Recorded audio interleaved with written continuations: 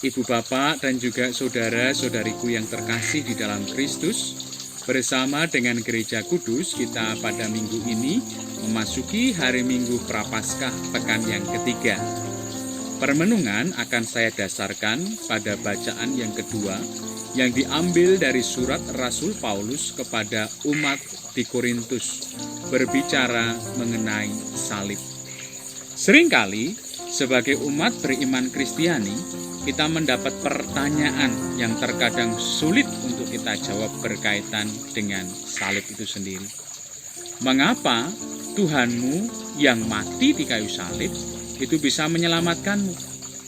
Ketika ada pertanyaan seperti itu, kita terkadang bingung untuk menjawabnya. Tetapi saya mau mengajak kita semua untuk merenungkan makna dari salib sebagai sumber keselamatan kita sebagai umat beriman Kristiani.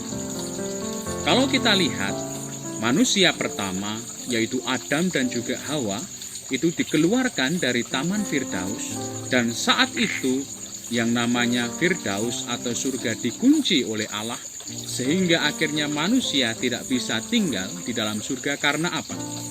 Karena ketidaktaatan manusia kepada perintah dan juga kehendak Allah. Tetapi lewat peristiwa salib, kita diingatkan satu hal yang pokok. Jangan kita lihat hanya sekedar penderitaannya saja. Tetapi lewat peristiwa salib, kita bisa melihat satu hal yang utama, yaitu ketaatan seorang putra kepada kehendak Bapa. Memang tidak mudah bagi Yesus akhirnya ketika ia harus menderita. Lewat peristiwa Getsemani kita bisa melihat bagaimana Yesus berpeluh darah karena ketakutan yang sangat. Tetapi satu hal, bukan kehendakku Bapa, tetapi kehendakmu yang terjadi di dalam hidupku.